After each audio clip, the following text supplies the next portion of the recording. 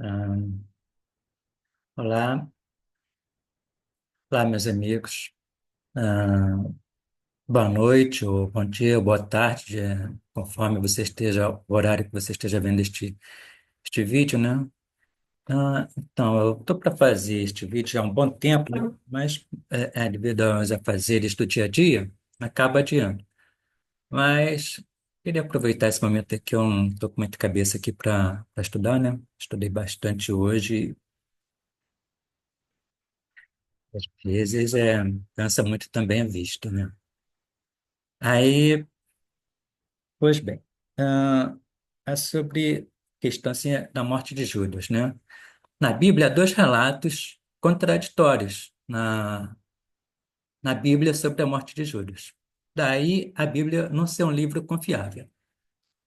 Aí, lógico que sempre falo isso com os meus amigos cristãos, né? Aí sempre falam, pô, tem que ver o contexto, como se deu o negócio. Não é contradição, você tem que ver o contexto. Como se eu não tivesse visto antes, né? Pô, como se eu não tivesse visto antes. E com contexto ou sem contexto, a contradição permanece, né? Em Mateus diz que ele se enforcou e, e em Atos diz que ele bateu com a cabeça e se partiu ao meio, sei lá como, sei lá, né? Então, eu quero fazer o seguinte, quero fazer uma proposta com vocês, meus amigos cristãos. Aquele que me convencer que isso não é uma contradição, eu vou lá e me converto na sua igreja e vou dar o testemunho. Se eu, meu amigo evangélico, conseguir me convencer do contrário, que não há contradição, vou me converter ao protestantismo. Se for nos meus amigos católicos que conseguirem me convencer, eu vou me converter ao catolicismo. Vou lá dar o testemunho de que eu era ateu e tal, papá. É, dizem que para quem acredita, nenhuma prova é necessária. Para quem não acredita, nenhuma prova é suficiente. Mentira. Basta precisar uma prova que seja, uma evidência qualquer, e eu passo a acreditar. Não sou eu, como muitos outros ateus, né? Mas é uma coisa que só fica na palavra. A gente não vê acontecer nada. Mas então, vou compartilhar com vocês aqui, né, os textos onde há contradição. Vamos começar primeiro aqui com o Mateus. Vamos ver aqui, ó. Mateus 27, a partir do versículo 3. Então Judas, o que o traíra, vendo que fora condenado, trouxe, arrependido, as 30 moedas de prata aos principais sacerdotes e aos anciãos, dizendo: Pequei, traindo sangue inocente. Eles, porém, disseram: Que nos importa? Isso é contigo. E ele, atirando para o templo as moedas de prata, retirou-se e foi enforcar-se. E os principais sacerdotes, tomando as moedas de prata, disseram: Não é lícito colocá-las no cofre das ofertas, porque são preços de sangue. E tendo liberado em conselho, compraram com elas o campo de Onleiro, para a sepultura dos estrangeiros.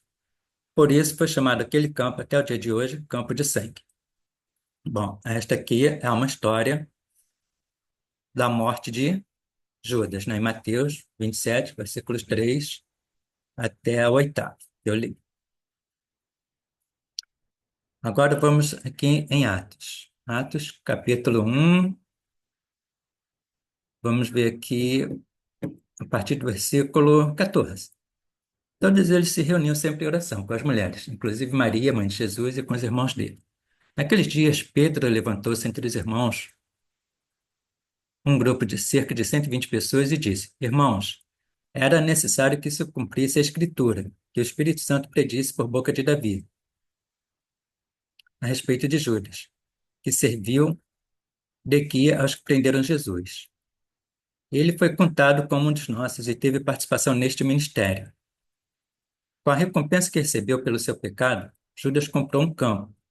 Ali caiu de cabeça, seu corpo partiu-se ao meio e as suas vísceras se derramaram. Todos em Jerusalém ficaram sabendo disso, de modo que, na língua deles, esse campo passou a chamar-se Aceldama, isto é, campo de sangue. Em outras versões está Acéldama, com acento no E, campo de sangue. Bom, então temos esta segunda história aqui da morte de Judas. Então há contradição aí, né, pessoal? Qual que está certo? Como Judas morreu, afinal de contas, enforcado ou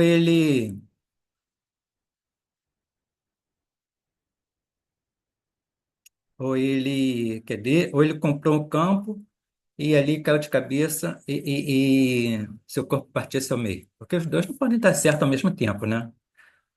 Ou um está certo e o outro está errado, né? Para mim, os dois estão errados, porque para mim isso é uma história inventada, né? E outra coisa, além da sua morte, tem a questão das moedas também. Em Mateus, em Mateus, ele joga as moedas lá ele joga moedas no templo, né? E ele atirando para o templo, as moedas de prata, retirou-se e foi enforcar-se. Aí os sacerdotes pegam aquele dinheiro e compram um campo. Aqui já em Atos, é ele que compra o campo e morre nesse campo que ele comprou. E aí? E aí? Aquele que me convencer de que isso não é contradição, eu me converto. Tá ok, pessoal?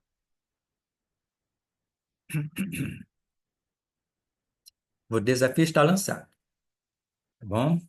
Ah, um abraço a todos.